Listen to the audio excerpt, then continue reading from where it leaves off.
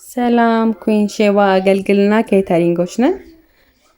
ይህ አገልግል የታዘዘው ከጾም በፊት ነው።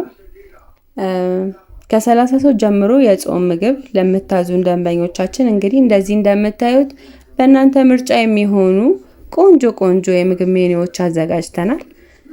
ለጾሙም የተለየ ልዩ ፓኬጅ አዘጋጅተናል። በምታዙ መሰረት ቆንጆ አድርገን እናዘጋጃለን። ከ100 ሰው ጀምሮ ለምታዙን ነፃ የቡና ሴሪሞኒ እና ልዩ የሆነ መስተንግዶ እናቀርባለን። እንደ ንግስትና እንደ ንጉስ እንንከባከባችኋለን።